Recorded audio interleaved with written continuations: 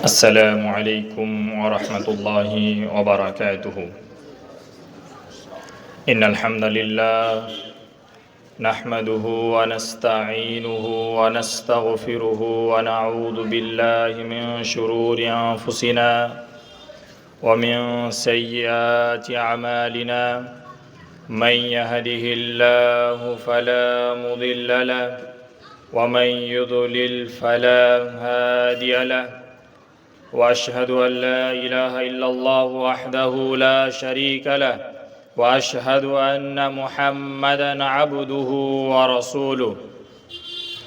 يا أيها الذين آمنوا اتقوا الله حق تقاته ولا تموتن إلا وأنتم مسلمون. يا أيها الناس اتقوا ربكم الذي خلقكم من نفس واحدة وخلق منها زوجها وبث منهما رجالا كثيرا ونساء واتقوا الله الذي تساءلون به والأرحام إن الله كان عليكم رقيبا. يا أيها الذين آمنوا اتقوا الله وقولوا قولا سديدا يصلح لكم أعمالكم ويغفر لكم ذنوبكم ومن يطع الله ورسوله فقد فاز فوزا عظيما. أما بعد فإن خير الحديث كتاب الله وخير الهدي هدي محمد مصطفى صلى الله عليه وسلم وشر الأمور محدثاتها وكل محدثة بدعة وكل بدعة ضلالة وكل ضلالة في النار. أعوذ بالله من الشيطان الرجيم. بسم الله الرحمن الرحيم. اقرأ باسم ربك الذي خلق الإنسان من علق. وقال النبي صلى الله عليه وسلم فضل العالم على العابد كفضلي على أدناكم. উপস্থিত উলামায়ে কেরাম ও সামনে বসে থাকা প্রাণপ্রিয় শ্রোতাগণ ও পর্দার আড়ালের মা ও বোনেরা, প্রশংসা মাত্রই আল্লাহর জন্য। শান্তি বর্ষিত হোক মুহাম্মদ সাল্লাল্লাহু আলাইহি ওয়াসাল্লামের প্রতি। আল্লাহুম্মা সাল্লি আলাইহি ওয়াসাল্লিম বারিক। সম্মানিত শ্রোতাগণ, আজকে আমাদের যে পূর্বে দেওয়া যে বিষয় রয়েছে তা হচ্ছে দ্বীনি শিক্ষা অর্জনের গুরুত্ব ও আমলের গুরুত্ব। প্রিয় শ্রোতাগণ, আমরা মূলত সবাই অবগত আছি যে ইসলামের আগের যুগটাকে জাহেলি যুগ বলা হয়, মূর্খতা বর্বরতার যুগ বলা হয়। তো এই যুগকে আল্লাহর রাসূলও বহুভাবে তিনি কখনো বলেছেন যে এই কাজ করো না, এটা জাহিলদের কাজ। এরকমভাবে তোমরা পরস্পরে সম্পর্ক ছিন্ন করে মৃত্যুবরণ করো না, এই মৃত্যু জাহিলদের মৃত্যু, মিতাতুল জাহিলিয়া, জাহিলি মৃত্যু। তারপরে যদি আমরা এই জাহিলি যুগের যে বেসিক অন্যায়গুলো ছিল সেগুলো যদি লক্ষ্য করি, তাহলে সেই সময়ই ছিল সুদ, জুয়া, ব্যভিচার, সন্তানদের গলা টিপে হত্যা করা থেকে শুরু করে এমন কোনো অন্যায় কাজ ছিল না যা ওই সময় ঘটত না। তবে শুধু তাই নয়, যদি আমরা আরো লক্ষ্য করি যে সবচেয়ে পৃথিবীতে যে সবচেয়ে বড় পাপ, আপনারা কি মনে করেন যে মায়ের সাথে অসৎ ব্যবহার করা? না, সবচেয়ে বড় জুলুম, বড় অন্যায়, বড় পাপ হচ্ছে শিরিক করা। কি করা? শিরিক করা। যারই কথা আল্লাহ রাব্বুল আলামিন পবিত্র কোরআনের মধ্যে বলছেন যে ইন্না শিরকা লাযুলমুন আযীম, যে নিশ্চয়ই শিরিক হচ্ছে সবচেয়ে ভয়ঙ্কর, সবচেয়ে ভয়াবহ পাপ। এই শিরকও ওই সময় হতো। কখন? ইসলামের আবির্ভাবের পূর্বে কি হতো? শিরিক হতো। এমন কি কাবা, যে এখন আমরা হজ করতে যাই, যেই কাবা, ওই কাবার মধ্যে 360টা মূর্তিও রাখা হয়েছিল, যার নজির স্পষ্ট। কিন্তু এরকম ভাবে এত অন্যায়, এত ফিতনা, এত বিপর্যয় থেকে কেমনে বাঁচাবে এই জাতিকে, কি করে বের করে নিয়ে আসবে? আল্লাহ রাব্বুল আলামিন তাদেরকে কেমনে হেদায়েতের পথ দেখাবে? রাসূল সাল্লাল্লাহু আলাইহি ওয়াসাল্লাম কি থিওরিতে কাজ করলে তারা সফলতা পাবে? তো এই মর্মে যদি আমরা একদম পুরো দুইটা জিনিসকে মিলিয়ে দেখি, যে ইসলামের শুরু যুগ আর ইসলামের আগের যুগ, তাহলে আমাদের কাছে স্পষ্ট হয় যে এই সমস্ত ফিতনা থেকে বের করে আনার একটাই বড় মাধ্যম ছিল, যেটা হচ্ছে শিক্ষা। যেটা কি? শিক্ষা। যে শিরিক থেকে বাঁচবে, শিক্ষা অর্জন করো। এই জন্যই আল্লাহ রাব্বুল আলামিন পবিত্র কোরআনের মধ্যে বললেন যে ইকরা বিসমি রাব্বিকাল্লাযী খালাক। প্রথমেই পড়াশোনা করার কথা আল্লাহ রাব্বুল আলামিন বললেন, যে সমস্ত ফিতনা থেকে বেঁচে যাব কি অর্জন করলে? শিক্ষা অর্জন করলে। তো আল্লাহ রাব্বুল আলামিন কিন্তু বললেন না যে শিরিক এত বড় পাপ, তো হে নবী তাদেরকে গিয়ে বলো শিরিক বড় পাপ, শিরিক ছেড়ে দাও। আল্লাহর রাসূলকে আল্লাহ বললেন না যে সালাত আদায় করতে বলো তাদেরকে, কেন আদায় করবে না এ কথা বললেন না। কি বললেন? সর্বপ্রথমে এত ভয়ঙ্কর পাপের মধ্যে ডুবে থাকা জাতিকে টেনে বের করতে হলে কি করা লাগবে? শিক্ষা অর্জন করা লাগবে, জ্ঞান অর্জন করা লাগবে। তারপরে আরো একটা মূলনীতি বলেনি, যে শিক্ষা এবং আমল দুটা হচ্ছে কারিনান, দুইটা বন্ধু।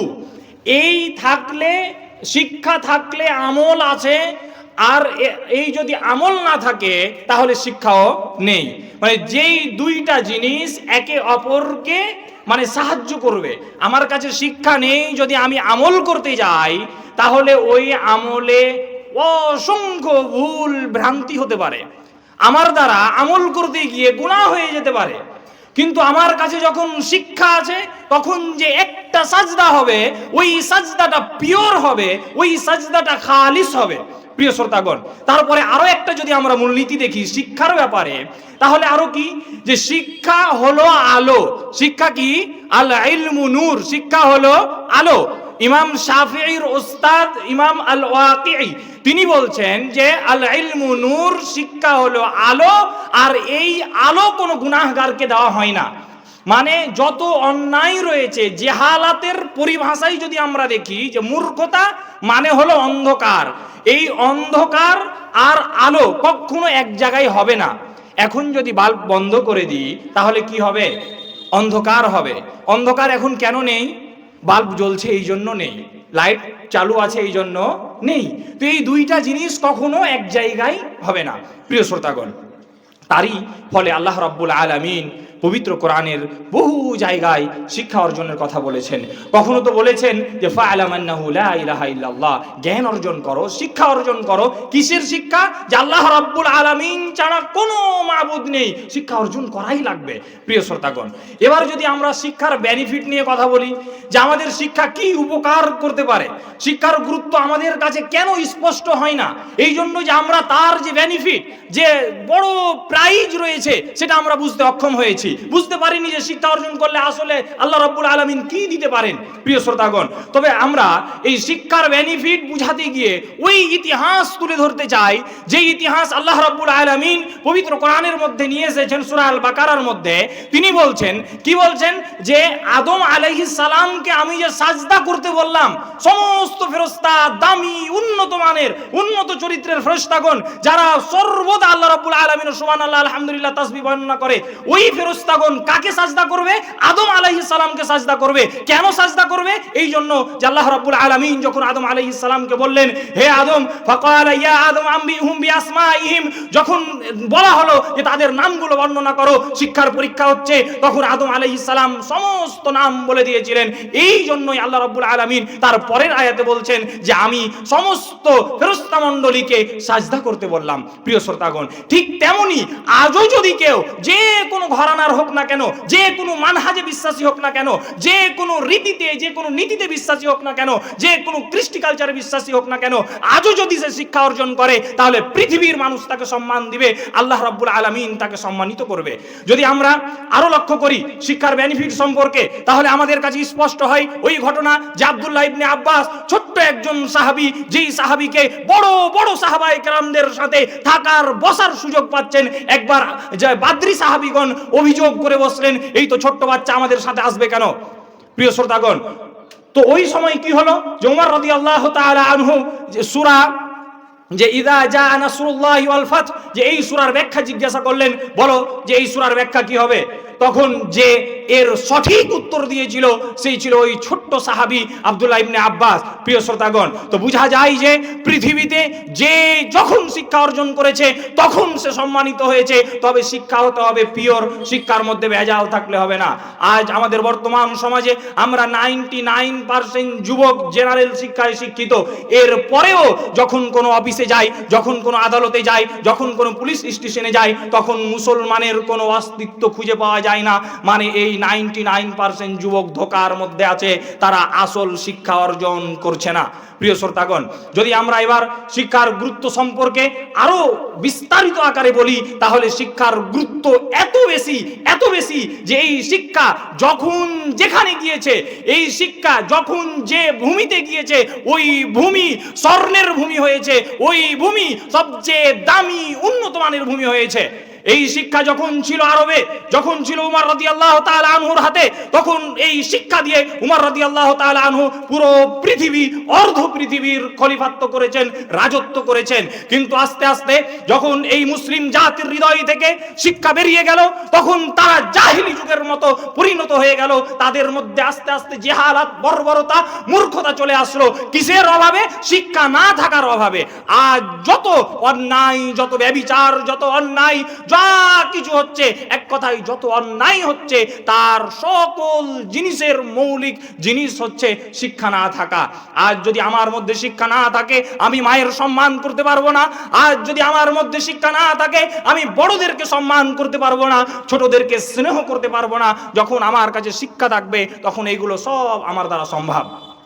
প্রিয় শ্রোতাগণ, এবার যদি আমরা বেনিফিট নিয়ে আরো কথা বলি, যে হাদিসের ভাষায় যদি আমরা দেখি যে শিক্ষার কত গুরুত্ব, তাহলে আমরা স্পষ্ট করতে পারবো যে এই শিক্ষার ব্যাপারে আল্লাহ রাসূল সাল্লাল্লাহু আলাইহি ওয়াসাল্লাম একটি হাদিসের মধ্যে বলছেন যে ফদলুল আলিম আলাল আবিদ, একজন আলিমের যে দ্বীনি শিক্ষা অর্জন করে, ওই শিক্ষা যে অর্জন করলো, আরেকজন মানুষ যে তাহাজ্জুদের সালাত আদায় করে, আরেকজন মানুষ যে সিয়াম পালন করে, আরেকজন মানুষ যে সুবহানাল্লাহ, আলহামদুলিল্লাহ, আল্লাহু আকবার বলে তাসবিহ পাঠ করে, তাদের থেকে কোটি কোটি কোটি গুণ দামি যে শিক্ষা অর্জন করে। কেমনে? আল্লাহর রাসূল উদাহরণ দিয়ে বুঝাচ্ছেন, কাফাদুলি আলা আদনাকুম, আমি যেমন মুহাম্মদ সাল্লাল্লাহু আলাইহি ওয়াসাল্লাম দামি মানুষ, মাকামাম মাহমুদ আমাকে দেওয়া হয়েছে, সবচেয়ে প্রশংসিত আমি তোমাদের সাধারণ সাহাবীর থেকে। যেমন সাধারণ সাহাবী আর ওই মুহাম্মদ সাল্লাল্লাহু আলাইহি ওয়াসাল্লামের মর্যাদার মধ্যে পার্থক্য আছে, ঠিক তেমনি একজন শিক্ষিত আর আরেকজন আবিদের মধ্যে ততটা পার্থক্য আছে। প্রিয় শ্রোতাগণ, শিক্ষার বর্ণনা যদি আমরা আরো দেখি, তাহলে এই শিক্ষা যদি সমাজে থাকে, তাহলে এই সমাজ কখনো জাহেল মূর্খদেরকে নেতা বানাবে না। যদি আমরা লক্ষ্য করি হাদিসের দিকে, তো আল্লাহর রাসূল সাল্লাল্লাহু আলাইহি ওয়াসাল্লাম বলছেন, ইন্নাল্লাহা লা ইয়াকবিদুল ইলমা ইনতিজাআন ইয়ানতাজিউহু মিনাল ইবাদ, আল্লাহ রাব্বুল আলামিন এই বান্দাদের কাছ থেকে ইলমকে ছিনিয়ে নেবে না, তাদের হৃদয়ে হাত ভরে বের করে নেবে না। তবে কি করে ইলম উঠিয়ে নেবে? তাদের মধ্যে থেকে বিকাবযিল উলামা, উলামাদের মৃত্যুবরণের মাধ্যমে এই ইলম আস্তে আস্তে উঠে যাবে। যখন এক পর্যায়ে আলেম খুঁজে পাওয়া যাবে না, তখন এই জাতি, তখন এই সমাজের যুবকেরা তখন একজন জাহিলকে নিয়ে এসে বসাবে, মেম্বার ছেড়ে দিবে জাহিলের জন্য। যে আজ বর্তমান সময়ে যেমন অসংখ্য ভাইরাল ভিডিও দেখতে পাওয়া যায়, যার এক লাইন আরবি পড়ার ক্ষমতা নেই, যে একটা শব্দর মানে বুঝে না, সেও আজকে আমাদের লিডারিত্ব নিয়ে আছে, সে আমাদেরকে আজকে লিড করে। কেন? যে আলেম ওলামা কমে যাবে, আল্লাহ রাব্বুল আলামিন ইলম ছিনিয়ে নেবে। তো বোঝা যায় যে যতদিন ওলামায়ে কেরাম টিকে থাকবে, এই শিক্ষা টিকে থাকবে, ততদিন এই জাতি উন্নত মানের বিপ্লব ঘটাবে, ইসলামের বিপ্লব ঘটাবে। আরও যদি আমরা শিক্ষা নিয়ে আরও যদি গবেষণামূলকভাবে দেখি যে এই শিক্ষা, যে ইসলাম আমাদের শুরু হয়েছে কি দিয়ে? শিক্ষা দিয়ে। তো এই ইসলামের মধ্যে টিকে থাকতে হলে, মুসলমান হিসেবে দাবি করতে হলে প্রতিটা নর নারীকে, শিশু থেকে মৃত্যুবরণ পর্যন্ত প্রতিটা মানব জাতিকে শিক্ষা অর্জন করতেই হবে, করাই লাগবে। এই জন্য যে আল্লাহ রাব্বুল আলামিনের রাসূল জনাবে মুহাম্মদুর রাসূলুল্লাহ সাল্লাল্লাহু আলাইহি ওয়াসাল্লাম বলছেন যে তলাবুল ইলম ফরিদা আলা কুল্লি মুসলিম, যে প্রতিটি মুসলিমের প্রতি এই শিক্ষা অর্জন করা ফরজ। এবার বলেন যে শিক্ষা অর্জন করা যে ফরজ, তো আমি কি ওই ফুরুই মাসআলা, যে সূক্ষ্ম সূক্ষ্ম বিষয় নিয়ে ইখতিলাফ আছে, এই শিক্ষাও আমাকে ধরতে হবে? কিন্তু আজকের যুবকদের যে অবস্থা, যেই দিন আমি বই নিয়ে বসলাম সেই দিনই যেটা ইখতিলাফি মাসআলা সেই নিয়ে আমার পড়াশোনা শুরু হলো। যে একটু আমি বুঝতে পারলাম, ফেসবুকে আরেকজনের বিরুদ্ধে লিখলাম, এই করলাম, দিয়ে এটাকে আমরা ডিজিটাল শিক্ষা মনে করলাম। প্রিয় ভাই আমার, ওটা কিন্তু আসল শিক্ষা না। তো বুঝাচ্ছিলাম যে ইসলামের মধ্যে টিকে থাকতে হলে শিক্ষা অর্জন করতেই হবে। এই ব্যাপারে ইমাম আহমদ বিন হাম্বল বলছেন যে শিক্ষা কতটুকু অর্জন করতে হবে? এতটুকু যে শিক্ষা দিয়ে আপনি আপনার দিনকে শতভাগ কায়েম করতে পারবেন, একটুও বিন্দু পরিমাণ খামতি থাকবে না। আপনি বিজনেসম্যান, এমন শিক্ষা অর্জন করতে হবে যে আপনি কেনাবেচা করছেন, এই কেনাবেচার মধ্যে কোনো সন্দেহ থাকা লাগবে না যে আমার কেনাবেচা হারাম হচ্ছে না হালাল হচ্ছে। আপনি ডাক্তার, আপনার বিজনেস আছে, আপনি কতটুকু হাত, কতটুকু আপনার জন্য দেখা, কতটুকু আপনাকে মানে টাকা নিতে হবে, এরকম ভাবে প্রতিটা সেক্টরে আমি যদি লক্ষ্য করি, তাহলে অতটুকু শিক্ষা অর্জন করাই লাগবে যতটুকু দিয়ে আমি আমার ইসলামকে টিকিয়ে রাখতে পারি, ইসলামের প্রতিটা ছোট থেকে ছোট নিয়ম কানুন মানতে পারি। আমি যদি সলাতি হই, তো সলাতের ব্যাপারে অতটুকু জ্ঞান অর্জন করতেই হবে যতটুকু দিয়ে আমি আমার সলাতকে শুদ্ধভাবে আদায় করতে পারি। যদি আমি ওযু করি, তো ওযুর ব্যাপারে অতটুকু জ্ঞান লাগবে, অতটুকু শিক্ষা অর্জন করতেই হবে যতটুকু দিয়ে আমি আমার ওই ওযুকে পরিপূর্ণ করতে পারি। ওই ইমাম আহমদ বিন হাম্বল যখন একটা ব্যক্তির পাশ দিয়ে যাচ্ছিলেন, সে সলাত আদায় করছিল, ইমাম আহমদ বিন হাম্বল দেখে বললেন, আরে তুমি কেমনে সলাত আদায় করছো, তোমার সলাত তো ঠিক হয় না। তখন ইমাম আহমদ বিন হাম্বল তাকে একটা পত্র লিখলেন, তাকে একটা চিঠি লিখে দিলেন। ওই চিঠিতে সলাতের শিক্ষা ছিল। বোঝা যায় যে এই মুসলিম সমাজে যে মুসলিম দাবি করবে যে আমি মুসলিম, তাকে শিক্ষা অর্জন করতেই হবে, জরুরি ভিত্তিতে করতে হবে। প্রিয় শ্রোতাগণ, তারপরে যদি আমরা আরো বিস্তারিত হাদিসগুলোর দিকে লক্ষ্য করি যে ইলম অর্জন করলে কি আপনার উপকার আছে, তাহলে আমরা মৃত্যুবরণ করি, আমাদের সকল আমল বন্ধ হয়ে যায়, সকল নিয়ম নীতি যা আমরা পালন করতাম পৃথিবীতে সকল কিছু বন্ধ হয়ে গেল। কিন্তু টিকে থেকে গেল মাত্র তিনটা পথ, টিকে থেকে গেল মাত্র তিনটা ওয়ে। তার একটি হচ্ছে যে সাদাকা জারিয়া, কোনো মানুষ যদি সাদাকা করে তাহলে ওই সাদাকার নেকি সে পেতে থাকবে। এরকম ভাবে সে যখন জ্ঞান অর্জন করলো, ইলমিন ইউনতাফাউ বিহি, এমন জ্ঞান যা তাকে উপকার পৌঁছাবে, এমন জ্ঞান যা মানুষ উপকার নিয়েছে, মানুষকে কোরআন শিক্ষা দিয়েছে, মানুষকে হাদিসের শিক্ষা দিয়েছে, মানুষকে ন্যায় পরায়ণতার শিক্ষা দিয়েছে, মানুষকে সত্যবাদিতার শিক্ষা দিয়েছে, মানুষকে আদল ইনসাফের শিক্ষা দিয়েছে, বড়দেরকে সম্মান করার শিক্ষা দিয়েছে, ছোটদেরকে স্নেহ করার শিক্ষা দিয়েছে। একটা ছোট্ট বাচ্চা খাচ্ছে তো তাকে ভাত খাওয়ার শিক্ষা দিয়েছে, ওই চাটা মুখে নেওয়ার শিক্ষা দিয়েছে। এই শিক্ষা যতদিন ওই ব্যক্তি আমল করবে, ততদিন একজন মৃত্যু ব্যক্তি কবরে থেকে নেকি পেতে থাকবে। এই জন্য আমাদেরকে শিক্ষা অর্জন করতেই হবে, যেহেতু আমি আপনি সবাই চাই আমার রেজিস্টার নেকি দিয়ে ভরে যাক, আর প্রত্যেক ব্যক্তির রেজিস্টার হবে 999 খানা। আর এক একটা রেজিস্টারের কথা বলতে গিয়ে আল্লাহ রাসূল বললেন যে মুদ্দাল বাসার, চোখ যত দূর যাবে, একটা ফাঁকা ময়দানে দাঁড়াবেন, চোখ আপনার দৃষ্টিশক্তি যত দূর যাচ্ছে তত দূর একটা রেজিস্টার এর আয়ত্ত হবে, তত বড় হবে। কিন্তু আমি মুসলিম, আমি নিজেকে দাবি করলাম, কিন্তু ওই রেজিস্টার নেকি দিয়ে ভরতে পারলাম না, আফসোস প্রিয় ভাই আমার। তারপরে যদি আমরা আরো লক্ষ্য করি কিছু হাদিসের দিকে, তাহলে আল্লাহ রাসূল সাল্লাল্লাহু আলাইহি ওয়াসাল্লাম বলছেন, যে এই হাদিসটা মুসলিমের মধ্যে এসেছে, মান সালাকা তারিকান ইয়ালতামিসু ফিহি ইলমা সাহালাল্লাহু লাহু বিহি তারিকান ইলাল জান্নাহ। কেউ যদি জান্নাতের রাস্তাকে সহজ করতে চায়, কেউ যদি সহজেই জান্নাতে চলে যেতে চায়, তাহলে তাকে শিক্ষা অর্জন করতেই হবে।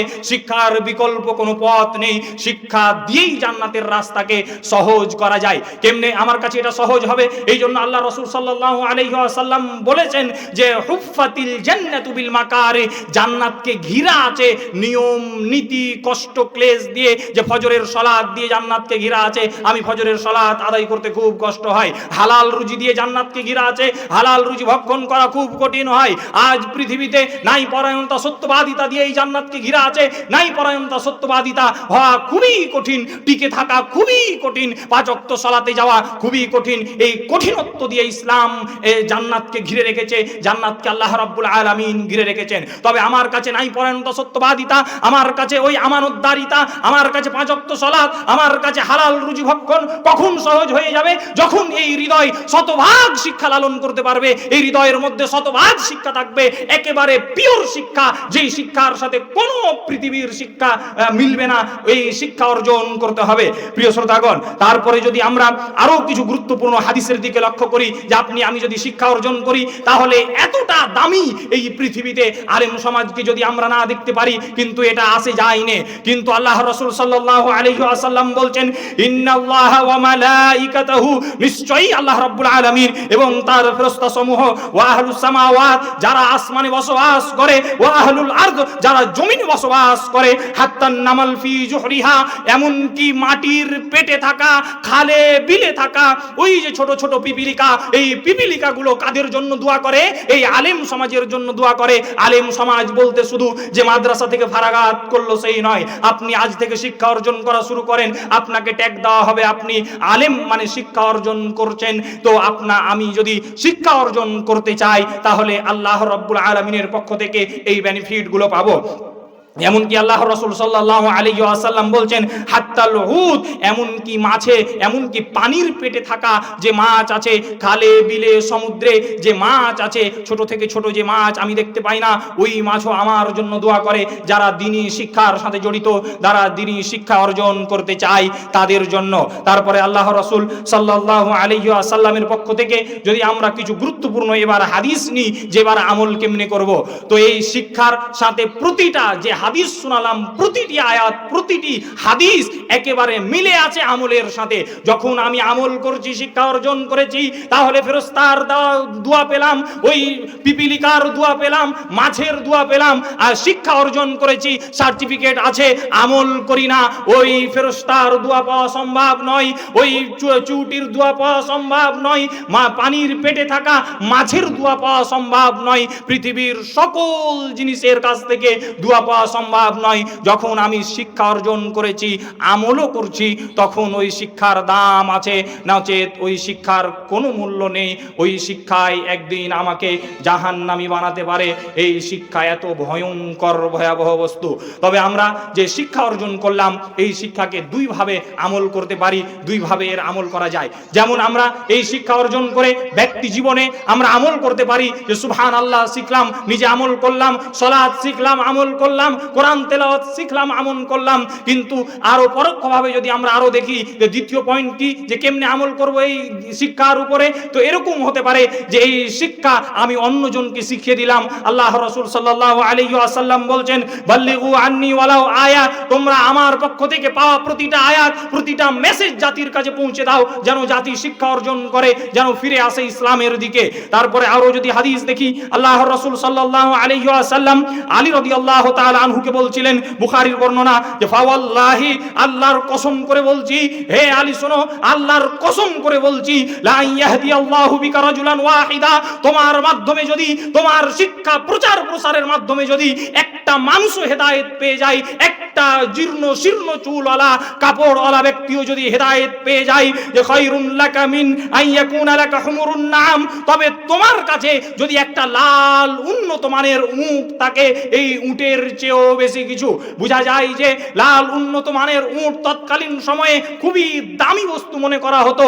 আজ ওই ঠিকই যে আজ বর্তমান সময়ে যেগুলো দিয়ে চলাচল করা যায়, সেগুলো গাড়িগুলো যত উন্নত মানের আছে, মার্সিডিজ থেকে শুরু করে যা আছে, এর থেকে উন্নত কি যে আমার মাধ্যমে যদি একটা মানুষ হেদায়েত পেয়ে যায়, একটা মানুষ শিক্ষা পেয়ে যায়। তারপরে আল্লাহর রাসূল সাল্লাল্লাহু আলাইহি ওয়াসাল্লামের আর একটি হাদিস নিয়ে শেষ করব, যে রাসূল সাল্লাল্লাহু আলাইহি ওয়াসাল্লাম বলছেন যে আমি যদি আরেকজনকে শিখিয়ে দিই তাহলে আমার বেনিফিট কি আছে।